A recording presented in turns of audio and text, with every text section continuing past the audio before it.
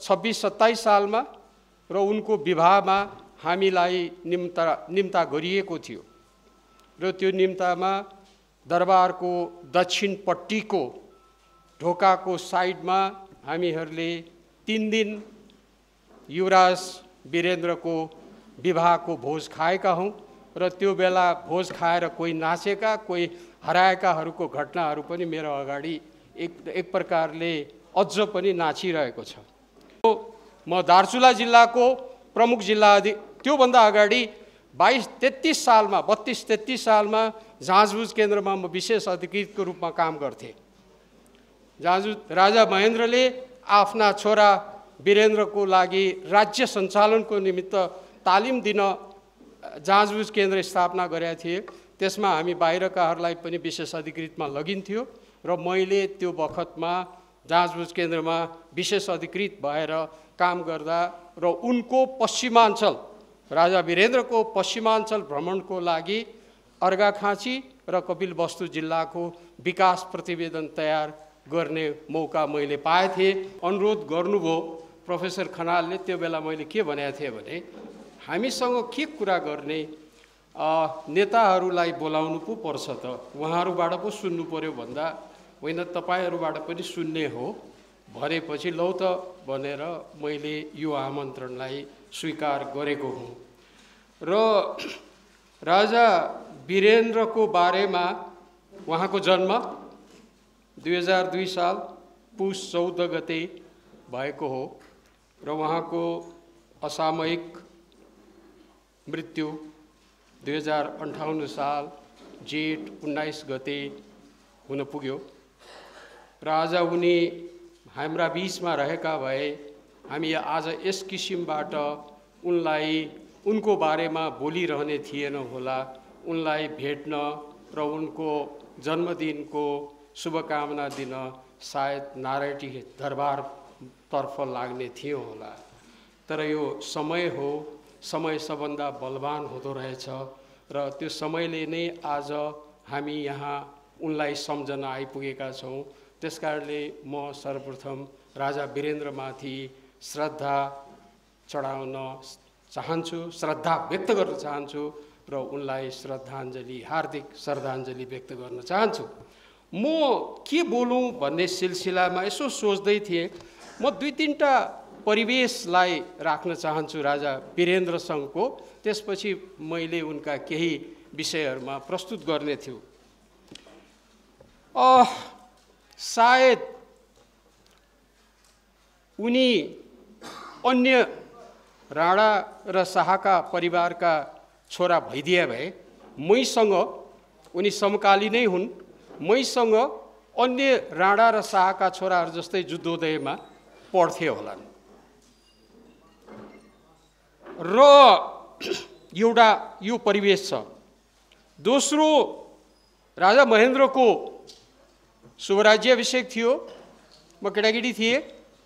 त्यो बेलामा भूगोल पार्कको अघिल्तिर काठमाडौँ मेडिकल हल थियो, त्यो अहिले छैन। त्यो हलको अघिल्तिर हामी नाङ्गा बुङ्गा भएर राजा महेन्द्रको शुभराज्याभिषेक हेर्दै थियौँ।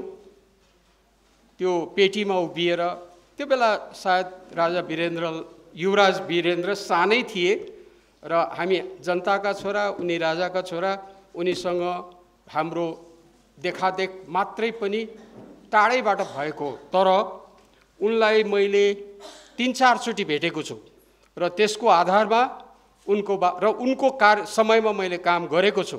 त्यसको आधारमा मैले केही कुरा उनको बारेमा गर्नेछु। 2015 साल चैत महिनाको बेला छ।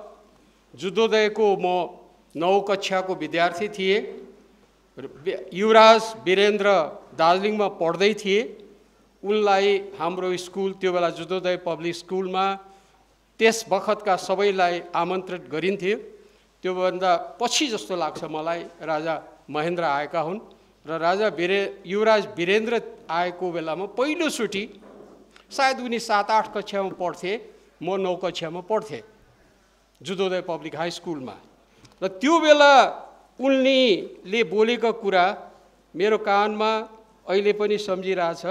उनले के भनेका थिए भने गुरुले अङ्ग्रेजीमा बोलेका थिए। अङ्ग्रेजीमा बोल्दा हामी टुवा परेर हेरिरहेका थियौँ एक प्रकारले, किनभने अनि उनले के भने तपाईहरू माफ गर्नुहोला, म अङ्ग्रेजी स्कुलमा पढ्छु र अङ्ग्रेजी नेपाली राम्रो बोल्दिनँ, त्यसैले माफ गर्नुहोला, तर विद्यार्थी नै हौँ, विद्यार्थीले हामीले हाम्रा गुरुहरूलाई आदर गर्नुपर्छ। यो स्कुलको बारेमा मैले सुनेको छु र यो गुरुहरूबाट हामीले आज्ञाकारिता, अनुशासन, कर्तव्यपरायण, आत्मसहायको पाठ सिक्नुपर्छ भनेको हिजो जस्तो मलाई लाग्छ। त्यो मेरो पहिलोचोटि उनीसँगको प्रत्यक्ष नजिकबाट देखादेख भएको हो। दोस्रो पटक त्रिचन्द्र कलेजमा म लेक्चरर थिएँ 26-27 सालमा र उनको विवाहमा हामीलाई निम्ता गरिएको थियो र त्यो निम्तामा दरबारको दक्षिणपट्टिको ढोकाको साइडमा हामीहरूले 3 दिन युवराज वीरेन्द्रको विवाहको भोज खाएका हौँ र त्यो बेला भोज खाएर कोही नाचेका, कोही हराएकाहरूको घटनाहरू पनि मेरो अगाडि एक प्रकारले अझ पनि नाचिरहेको छ। म दार्चुला जिल्लाको प्रमुख जिल्ला त्योभन्दा अगाडि 32-33 सालमा जाँचबुझ केन्द्रमा म विशेष अधिकृतको रूपमा काम गर्थेँ। राजा महेन्द्रले आफ्ना छोरा वीरेन्द्रको लागि राज्य सञ्चालनको निमित्त तालिम दिन जाँचबुझ केन्द्र स्थापना गरेका थिए।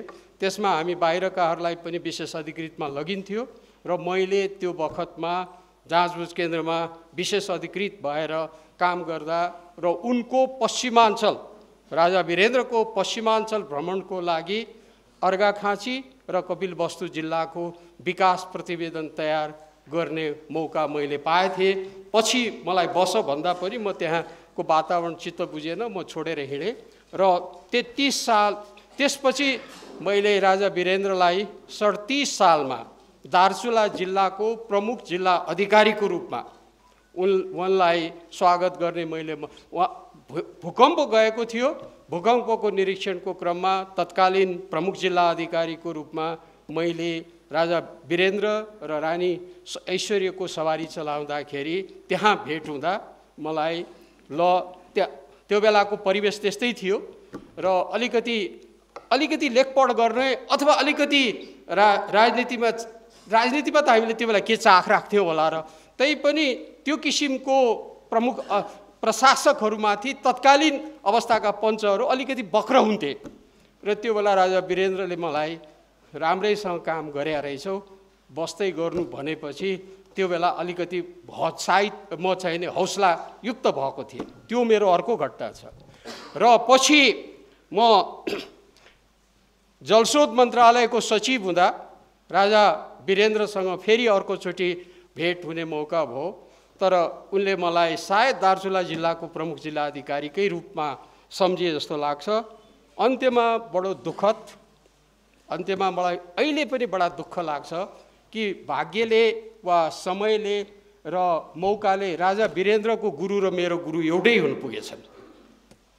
हामीलाई पढाउने गुरु दुईटै एउटैले हामीलाई पढाएछौँ र जुन बखतमा उनको यहाँ वंशनाश भयो त्यो बेला म संयुक्त राज्य अमेरिकामा थिएँ। संयुक्त राज्य अमेरिकामा हुँदाखेरि जब त्यो मेसेज आयो बडा नमजा लाग्यो। अनि मैले मेरा आँखामा चित्रहरू त्यो पुराना चित्रहरू धमाधम आउन थाले जुन बखत उनीसँग काम गरियो, जस बखत उनलाई भेटियो र अनि उनका गुरु र मेरा गुरु हार्वर्ड विश्वविद्यालयका प्रसिद्ध प्राध्यापक प्रोफेसर मन्टगोमरीलाई भेट्न जाँदा उनले यति नराम्रोसँग उनलाई यति चित्त दुखेछ कि हेर तिम्रो राजा भलादमी थियो, पढ्न आयो, हामीसँग पढेको हो, अत्यन्त भलादमी थियो, आज के भयो तिम्रो देशलाई भन्दा मलाई पनि अति नराम्रो लाग्यो। र अनि के भने मलाई हाम्रा गुरुले भने राजा वीरेन्द्रका गुरु मेरा गुरु दुईटै एउटै परे र हामीलाई के भने राजा वीरेन्द्रले तिम्रो राजा युवराज भएर पढ्न आउँदाखेरि उसले स्वयम्भूको एउटा प्रतिमा र पशुपतिनाथको प्रतिमा विश्वविद्यालयलाई उपहार दिएर गएको छ। त्यो क्विन्सी हाउसमा छ, कृपया हेर्न जाऊ भन्दा मलाई अति नै त्यो बेला अति नै द्रवित भए र अनि मैले त्यहाँबाट नेपाली राजदूतावासमा एउटा फ्याक्स पठाइदिएँ कि मलाई राजा वीरेन्द्रप्रति मेरो श्रद्धाञ्जली छ भनेर। भलै मैले जागिर छोडेपछि एकचोटि राजा वीरेन्द्रसँग भेट्ने अवसरको लागि बिन्ती पत्र चढाएको थिएँ, तर त्यस बेलाको दरबारले मलाई राजा वीरेन्द्र भेट्न दिएन। त्यसले केही भएन, तर मैले मेरो जुन किसिमको मलाई खुसी के थियो लाग्यो भने उनका गुरु र मेरा गुरु एउटै थिए र जुन बखतमा उनको त्यस किसिमको हत्या भयो त्यो बेला म त्यहाँ गुरुलाई भेट्न जाँदा गुरुले व्यक्त गरेको धारणाबाट अत्यन्त द्रवित भएको कारण मैले नेपाली एम्बेसीमा एउटा फ्याक्स पठाइदिएँ र मैले राजाप्रतिको मेरो आदर भाव व्यक्त गरेको। अब यी भनाइको परिवेशमा दुई तीनटा कुराहरू म तपाईहरुलाई राख्न चाहन्छु। राजा मैले सुनेको, बिहोरेको, चिनेको राजा वीरेन्द्रको दृष्टिकोणबाट राजा वीरेन्द्र एउटा भलाद्मी व्यक्ति थिए, सज्जन व्यक्ति थिए र देशको लागि केही गरौँ भन्ने उनमा धारणा थियो। सायद त्यही मैले बेला बेलामा भन्ने गर्दछु, सायद he died of his own nicety. मैले बेला बेलामा भनेको उनको जुन भलाद्मीपना थियो, उनी एउटा सज्जन व्यक्ति थिए र हामीले बिहोरेका हौ।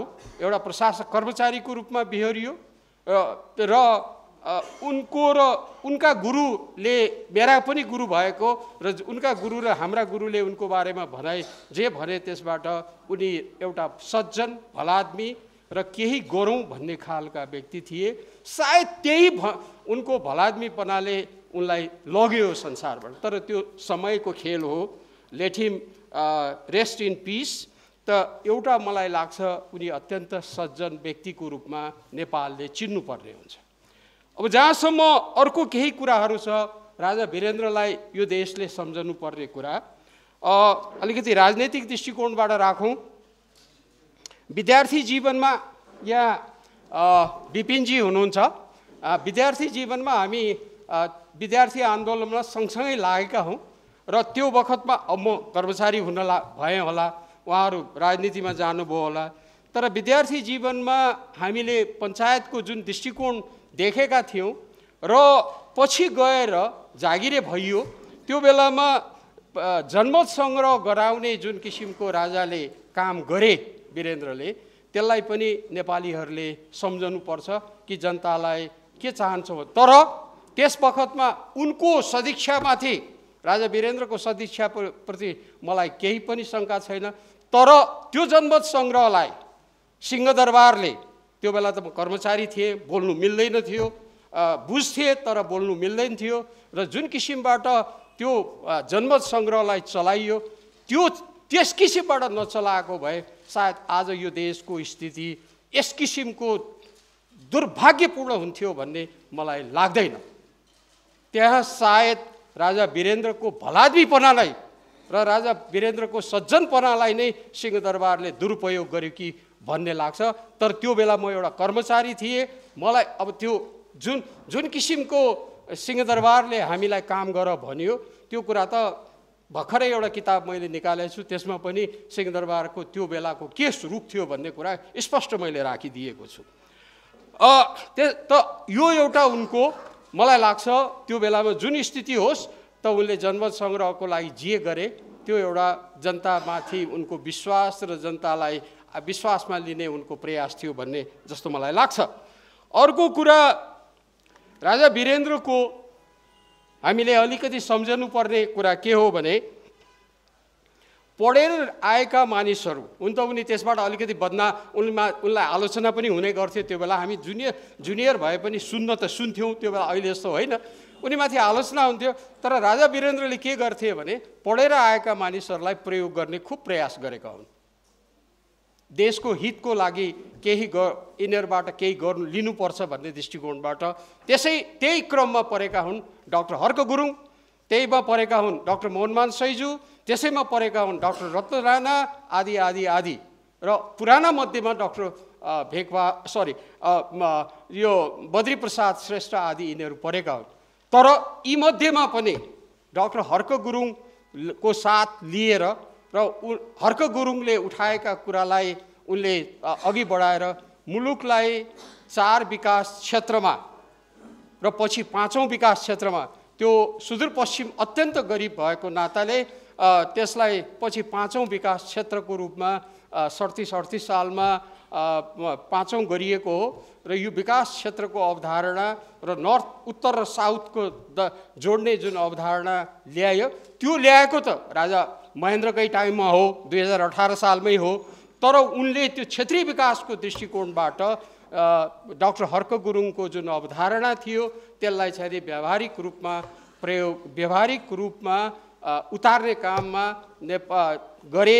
त्यसको लागि र आज हामी जे भनिरहेका छौँ, आजको कुरा त के कुरा गर्ने, हामी त अब पुनरुत्थानवादीमा पर्छौँ कि केमा पर्छौँ, मुलुकको इतिहासै नभएको जस्तो, मुलुकको संरचनालाई नै व्यवस्था गरे जस्तो किसिमको अहिले देखिएको छ।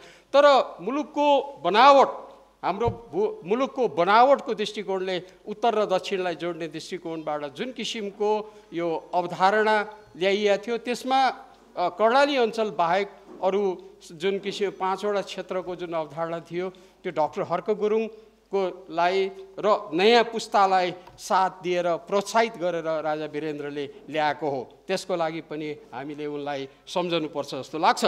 अर्को, प्रशासनको क्षेत्रमा उनले नयाँ पुस्तालाई बढाउनको लागि भनेर पढे लेखेका मानिसहरूको बढुवाको लागि उनले, यो बाहिर थाहा हुँदैन यो कुरा, सिंहदरबारमै काम गर्नेहरूलाई थाहा हुन्छ यो कुरा, र धेरै व्यक्तिहरू, धेरै नयाँ पुस्ताका मानिसहरू छिटो छिटो माथि जानको कारण त्यो बेलाको बढुवा पद्धतिमा पढे लेखेका मानिसलाई अघि ल्याउनु पर्छ भन्ने दृष्टिकोणबाट उनले तत्कालीन अवस्थाको जुन निजामती सेवालाई परिवर्तन गरे, त्यो पनि उनको कर्मचारी वृत्तमा यदि कसैले कृतज्ञ हुँदैन र राम्रै दृष्टिकोणले सोध्छ भने राजा वीरेन्द्रलाई सम्झनुपर्छ जस्तो मलाई लाग्छ।